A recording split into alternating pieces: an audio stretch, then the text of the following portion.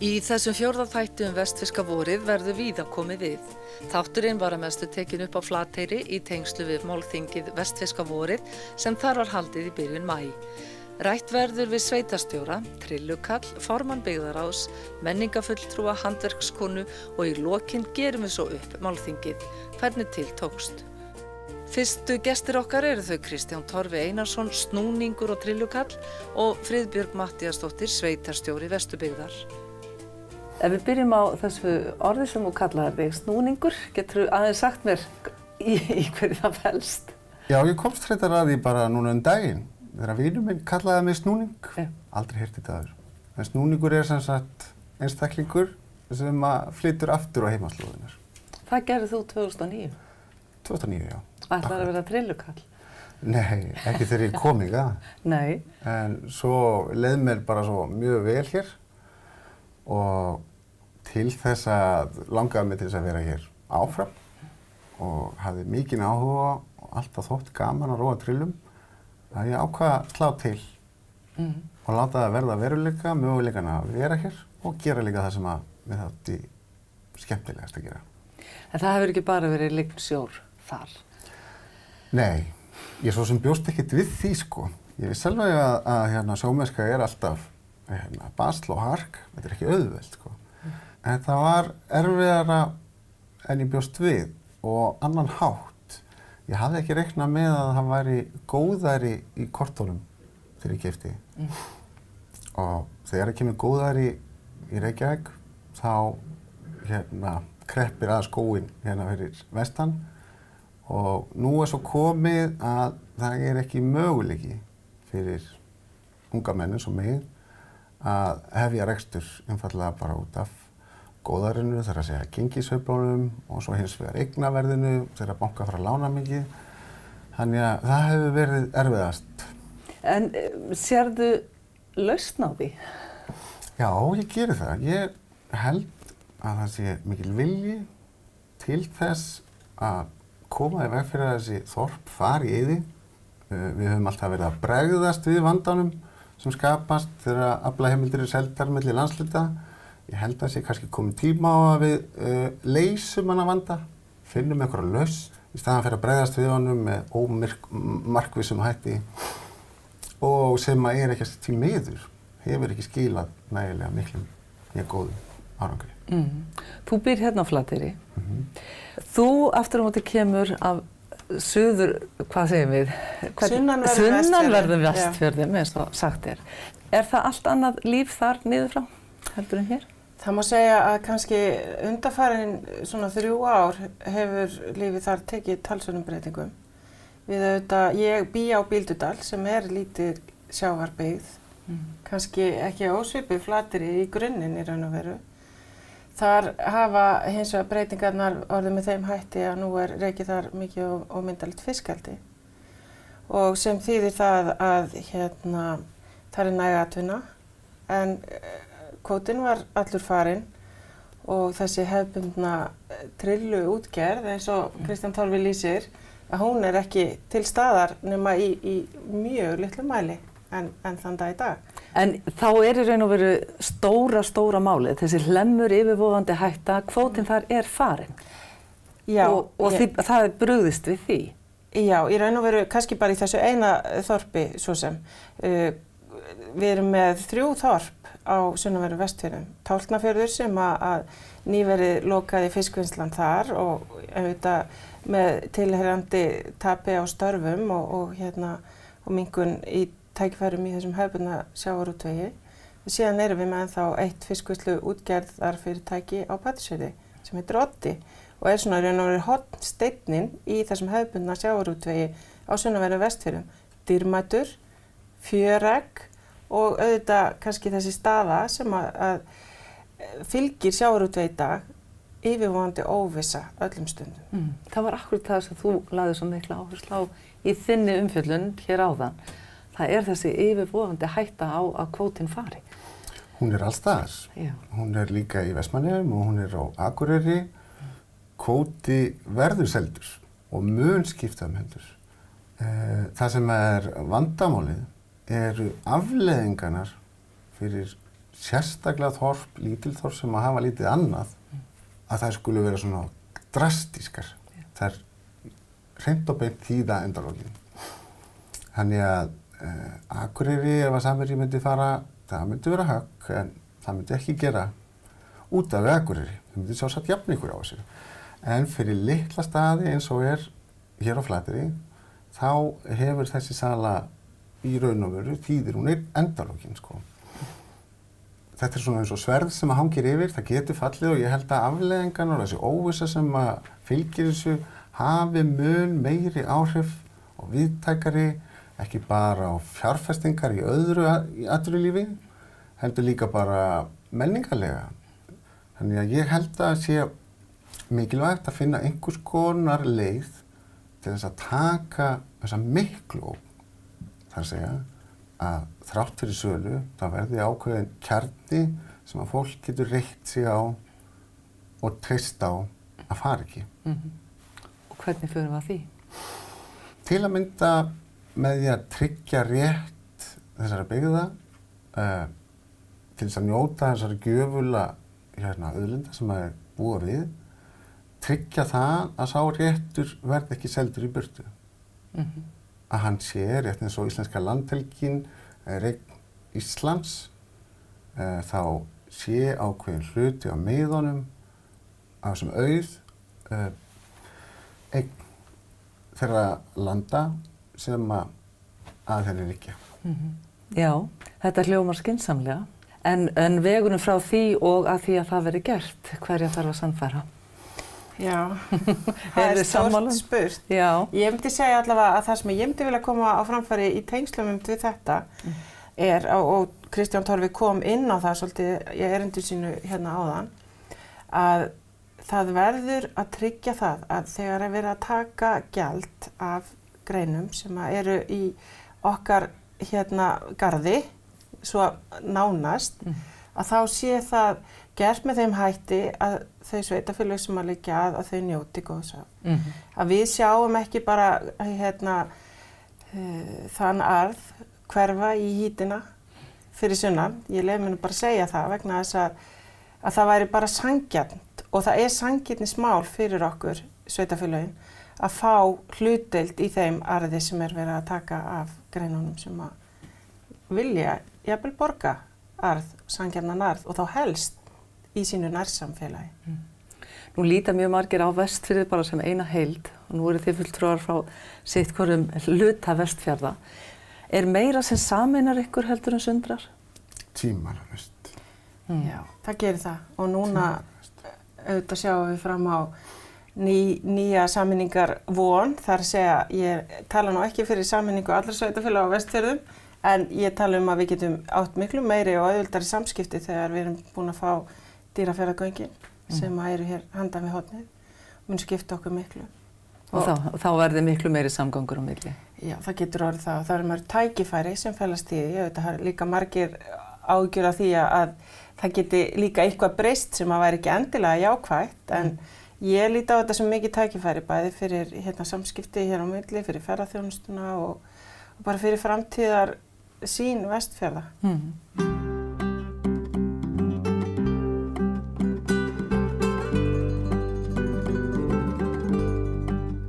Við skulum þessu næst halda yfir til Hólmavíkur, en Ásdís Jónsdóttir fer fyrir handverki Strandakúnstar. Við á N4 hittum hana í kvöldblíðunni á Hólmavík. Oft á morgnan er alveg blanka logn ef það er gott veður á annað borð. Svo lignir, kemur kannski gola hádegið og svo lignir aftur á kvöldin. En bæjarstæðið er svo fallegt. Já, hvernig það hafi verið valið? Ég veit ekki hvort það hefur nokkuð verið valið. Það hefur bara, gömlu húsin eru hérna niður á tanganum og svo er byggt og svo koma fleiri svona þjónustufyrirtæki og svo kom Galdrasafnið og það var pakkhús kaupfélagsins. Hvað er langt síðan Galdrasafnið kom? Frá 2001. Og ert þú innfædd hérna? Eða? Nei, ég fæddist á Akureyri og flutti hérna í Kollafjörðinn, næsti fjörður við. Þegar ég var 6 ára með mömmu komum við þangað og svo þegar ég fór að búa sjálf þá hef ég búið í Steinadal í Kollafirði. Já. Og þar maðurinn minn og hann býr einn þar og með kindur og ætlar að vera þar meðan hann hefur heilsu til. En þú ert komin hingað? Já, ég fór eiginlega með krökkunum. Þau voru í skólanum og þessi yngstu voru nærri því á sama árinu. Já. Og það þurfti að hafa það einhvers staðar og við keyptum þetta hús. En handverksmarkaðurinn, hvaðan kemur handverkið? Það kemur bara úr sveitunum hérna í kring og hérna af staðnum. Og brottfluttar konur senda mér peysur og svoleiðis. Er ekki mikil eftirspurn? Jú, það er það. En það er nú ekkert byrjað mikið núna þegar frekar þegar kemur fram í júni og svona. Já. En þú lést bara smíða þetta hús fyrir þig? Já, ég hafði, handverkið hafði efni á því. Já. Og keypti kofan. Já. Hvað eru margir íbúar núna á? Eru 400 og eitthvað. Já. Þetta er nú eiginlega bara á að vita þetta upp á hár. Er að fjölga eða fækka? Það er að flytja burt fólk og alltaf og fólk að koma. Já. Já. Þannig að það er svona endurnýjun. Já. En segðu mér aðeins meira um það er nóg að gera hérna, það vantar fólk. Það vantar fólk? Já. Hvað er mest að gera? Yfir sumarið. Það er bæði í kaupfélagsbúðina þar og sjúkrahúsinu, kemur fólk yfir sumarmánuðina og sundlaugina og rækjuvinnsluna og bara vemdi það. Þú hlýtur að verða vör við ferðamenn? Heldur betur. Er orðin sprenging í þessu? Það var í fyrra, alveg hreint. Ég er náttúrulega hérna í handverksbúðinni. Já. Hvað voru þeir vitlausastir í?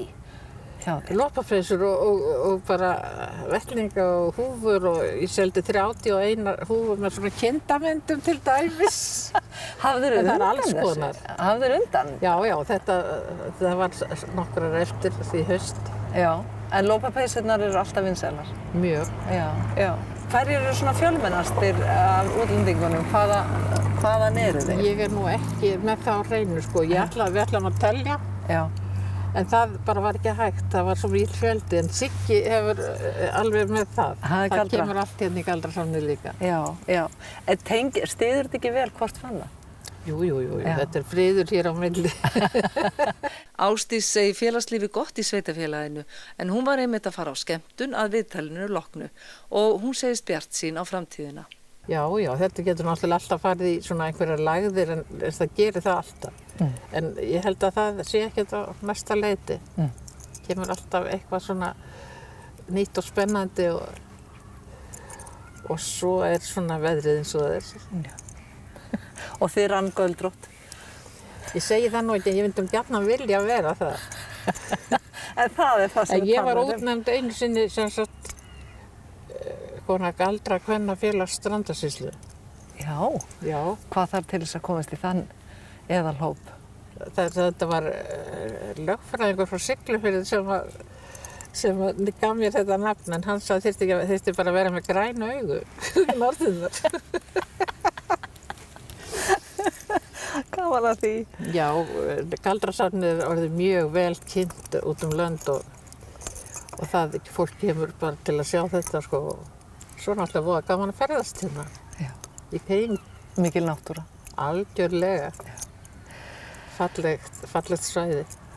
En við þekkjum ykkur rétt að það ekki vel á móti fólki? Já, við erum ekki með neitt durtsátt. Ekki heyrst við það. Frá Hólmavík höldum við aftur til Flateyrar þar sem málþingið Vestfirska vorið var haldið. Segja má að Ísafjörður sé höfuðborg Vestfjarða og gegnir þess vegna mikilvægu hlutverki. Ísafjörður er þetta miðstöð fjórðungsins og þar hafi löngu verið og löng hefð fyrir því að Ísafjörður sé svona miðpunkturinn, en á sama skapi þá lifir Ísafjörður ekki án nágrannabyggðanna, þannig að það þarf að fara mjög vel með þetta hlutverk og það hefur ekki alltaf verið jafnvægi milli þess og það þarf að vanda auðvitað til þess að gangi gefi byggðirnar og byggðirnar líka þurfa að sýna Ísafjörði stuðning þegar á þarf að halda. Skúli, þú ert nýráðinn menningarfulltrúi. Hvernig horfir þú á Ísafjörð?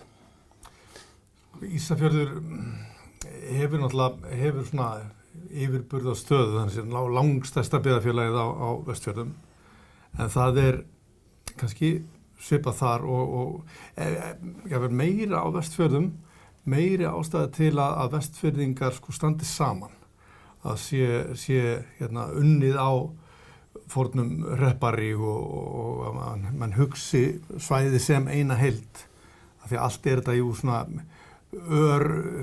hagkerfi sko. Ísland í heild sinni náttúrulega bara pínu lítil eining sko, en svona utanfrá séð þá það gríðarlega mikilvægt. En sko Vestfirðir náttúrulega sko fornt höfuðvígi menningar á Íslandi og eru það í rauninni enn sko, það gríðarlega mikið menningarlíf á Vestfjörðum og ég held að sé allra hagur það dreifist svolítið sko þó að Ísafjörður sé kjarnin og einhvern veginn miðpunktur sko af þessu leyti. Það ætti að vera dreift út alla Vestfirði sko. Það stundum talað það að höfuðborgarsvæði það svona sogi allt til sín, en maður heyrir það líka hérna fyrir vestan að mörgum finnst Ísafjörður sog allt til sín og vilja fá allt. Já, það bara mikið til í því, en það má ekki heldur að gleyma því að Ísafjörður náttúrulega bara líka þorp í rauninni og kannski erfitt fyrir Ísfirðinga að samsæmi því þorpsnafni, en við erum þetta bara rétt 2000 sem búum í þessum firði, þannig að við verðum líka svolítið svona aðeins að horfa á það. En það þetta með bættum samgöngum, þá hefur þetta kannski sérhæfðu störfin til að hafa verið að færast á Ísafjörð og líka á stór sveitafélagins og þannig að það hefur orðið rosaleg breyting síðastliðin ár, bara síðustu 15 ár hefur bara gjörbreyting. En væntanlega það þannig að Ísafjörður getur varla án smærri byggðanna verið og svo aftur öfugt. Akkurat, það nákvæmlega þannig. Já, ég neita því ekki. Það talað það, en eins og ég segi, ég vil frekar sko stuðla að því að vinna á Hrepparígnum heldur en eflan sko, þannig að ég vil hvetja til samstöðu og samstarfs frekar en að eiginlega taka þátt í þessari umræðu. Ég held að bara það sé mjög gott að sé samstarf á milli Ísafjarðar og hinna staðana og við komum bæði að uppbyggingarsjóði Vestfjarða og þar sérstaklega lagt upp á því að þær umsóknir í sjóðin sem að innibera samstarf á milli svæða eða á milli greina eiga að fá bara auðvitaðgengi umfram aðrar meðal annars. Þú ertu í búsettur við Hólmavík eða á Hólmavík, hvernig gengur það? Það gengur mjög vel, af því að ég þarf starfsmíns vegna oft að fara til Reykjavíkur og Hólmavík liggur þannig landfræðilega að það jafn langt til Ísafjarðar, Patreksfjarðar og Reykjavíkur og þannig má segja að Hólmavík sé mjög sentralt á Vestfjörðum. Þegar verið að byggja upp einhvers staðar í smærri byggðunum eða þá öfugt verið að byggja upp á Ísafirði, smitar það í báðar áttir? Já, klárlega. Það alveg ljóst sko. Og líka sérstaklega svo við eigum mörg dæmi það að fólk starfar á Ísafirði en býr á Flateyri og svo öfugt og það hefur þetta gerst með bættum samgöngum að það orðið mögulegt sem var ekki fyrir 10-15 árum. Það bara bjóst á Flateyri og starfar á Flateyri.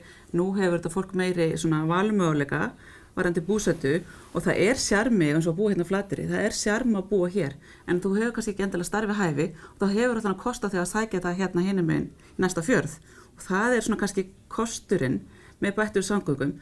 Og þá sjáum við líka svo bara, þess að augljóst núna hvað samgöngunar hafa hamlað okkur. Hérna var svo gott hann Guðmundur Hálfdánsson var að segja hvernig Vesturfirði voru bara stór staður á miðöldum og það var það alltaf sjá, þegar samgöngunar voru alltaf á sjó, þá voru við bara sentralstaðurinn á Íslandi, áttum beinu samskipti við útlönd og vorum þessi stóri staður. Nú þegar allar samgöngur eru komnar á land, þá sitjum við bara eftir og það svo augljóst núna. Þannig að við getum ekki átt eðlilegu samskipti við Patreksfirðinga eða Bíldalinga eins og við myndum gjarnan vilja. En vonandi sjáum við nú breytingu á því næstu 3 árum. Já. Það gjarnan talað að samgöngur séu einn af þessum svona forsendum fyrir byggð og það telst vera til svo kallara innviða. Samgöngurnar eru mjög mikilvægar. Gríðarlega mikilvægar og náttúrulega nú verið að ljóslegar að væða Vestfirði. Það bara gerast mjög hratt núna þessa bara akkurat as we speak eins og sagt og þar með náttúrulega komin gríðarlega með svona miklu betri grundvöldu fyrir fólk í mörgum greinum til að búa hérna þegar margir vilja búa kannski í þessari friðsæld og þessu stórbrotna landslægi sem að hér og í þessu skemmtilega mannlífi sem að þrífst hérna, sem að mér finnst kannski ekki síst vera svona það besta við Vestfirði. Það svo, Vestfirðingar eru svo sjálfbjarga, það svona lítill væll og það svona eitthvað ærlegt við Vestfirðingar sem ég mjög hrifinn af. Og ég veit að það eru margir sammála, margir vilja búa hérna vegna þessara, svona, vera í þessu kompani. Og með ljósleiðaravæðingu þá opnast miklu möguleika til þess. Maður sér það á ferðamönnum sem eru hérna koma til Íslands að þeir vilja, sko, þeir eru að sækja í kyrrðina og friðina og svoleiðis og það náttúrulega ennþá hérna, Vestfirðir eru ennþá tiltölulega óspjallaðir af þessum massatúrisma sem að hérna tröllir yfir Suðurlandi. En með bættum samgöngum þá kannski flystu verslun til og hún kannski leggst af eða dalar mjög í smærri byggðum en eflist svo á Ísafirði. Já, við þekkjum þá sögu, meðal annars síðan frá Flateyri. En stundum líka sagt að það sé erfitt að vera lítill og það líka sagt að það sé erfitt að vera stór. En við uppfærum þetta á Ísafjörð og smærri byggðir. Já, það mikið til í því og maður þarf að fara vel með það hlutverk það að vera stærstur og það mjög auðvelt að misnota það, þannig að maður þarf að passa sig í samskiptunum að við séum öll á jafningjagrunni og við byggjum þetta samfélag saman, þannig að við þurfum að hafa það sem útgangspunkt. Það talað mjög á málþinginu að það þurfi að efla menntun og efla þekkingu. Háskólasetur starfandi á Ísafirði. Hversu mikilvægt að efla háskólamenntun eða háskóla á Vestfjörðum og þá á Ísafirði?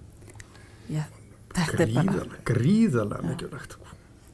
Ég held að enginn okkar hafi átt að sjá hversu miklu það myndi breyta í raun að fá háskólasetur Vestfjarða. Þetta var alveg bylting. Að við heyrðum þess að raddir, þið ætla bara að vera með útlendinga hérna og það eru þetta þannig. Þetta eru að megnunum til útlendinga sem að stunda nám í háskólasetur Vestfjarða.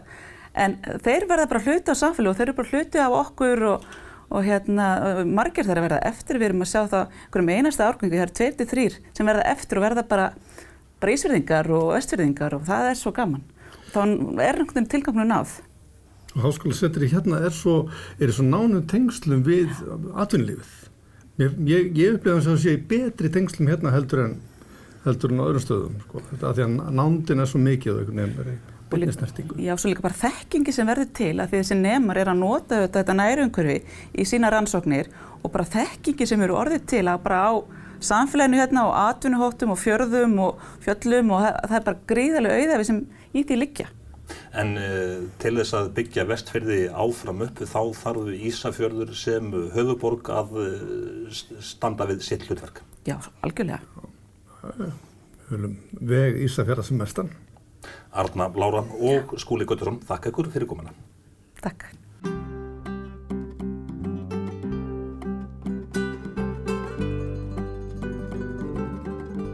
Við endum þáttinn á því að ræða við þau Jóhönnu Kristjánsdóttur og Hermann Björn Þorsteinsson sem komu að skipulagningu málþingsins á Flateyri. Hvernig tókst til að þeirra mati? Mér finnst, ef ég hugsa fyrst erindin, mér finnst gæði þeirra hafa öll verið, eiginlega farið fram á mínum væntingum eða meira en staðist, þó ég held ég gerir samt svolítið mikla kröfur. Þannig að það hefur öllu leyti verið yndislegt bara og á bara varla orð til að lýsa því og á sama hátt með samstarfið við undirbúninginn, mér finnst það hafa verið alveg frábært og engin nökra þar að finna bæði heimamenn og frá þessum stofnunum á Ísafirði. Alveg stórkostlegt. Það eina sem kannski það hefði kannski orðið svolítið öðruvísi ef sólin hefði farið að skína í gær og það hefði verið flogið og þeir þingmenn og ráðherrar sem ætluðu að koma og vera með okkur. Það hefði kannski breytt einhverju, ég vil ekki segja öllu, en að einhverju leyti þá kannski hefði hefði verið einhverju liti öðruvísi. Ég þori ekki að segja, en við höfum alveg getað farið í gegnum þetta án þeirra, og þeir munu væntanlega fá upplýsingar það sem fram hefur komið í erindum og ekki síst í umræðum. Því að það finnst mér líka gleðilegt, hvað margir hafa verið tilbúnir til að spyrja og hvað það hafa verið skemmtilega samtöl. Hvað myndir þú til dæmis vilja sjá að gerðist núna frá með þessum degi? Hvar draumurinn? Já, hvar draumurinn? Það stór spurning. Draumurinn kannski fyrst og fremst þetta að auka þetta samtal á milli, bæði milli smærri þorpa og eins og milli byggðakjarna. Meiri samheldni náttúrulega stór þáttur í því okkur gangi betur. Sama og var rætt hér á einum fyrirlesturinn áðan að þessi virðisauki sem verður þegar fólk verslar sín á milli og styður svolítið við sína heimabyggð, það dálítið mikilvægt líka. En við megum ekki gleyma því að við erum náttúrulega hluti af stærra samfélagi. Þetta eru 3 þorp sem voru sett saman í eitt sveitarfélag, þannig að þessi þessi grunnur sem hefur verið ræddur hér, það hefur verið frá bæði sjávarútveginum og samfélagslegu hliðinni og náttúrulega hagfræði hliðinni, að hann verður kannski til þess að ýta undir öðruvísu umræðu byggðamál. Það svona dálítið draumurinn og tek svolítið undir þetta með hjá henni Jóhönnu að það er einstaklega skemmtilegt að vinna með öllu þessu fólki og kvenfélagið á mikla þakkir skilið og Lára og geti lengi talið. Já, fólki sem svona ósýnilegt á ráðstefnunni en hefur lagt þessu lið bara lagt sáluna og hjartað í að hjálpa okkur, þó það hafi hvergi komið fram. Þá þessi 4. þáttur vestfirska vorið á endan að vikuliðinni verður rætt ítarlega við Þóroddur Bjarnason, prófessor, sem hefur víðtæka þekkingu á málefnum Vestfjarða.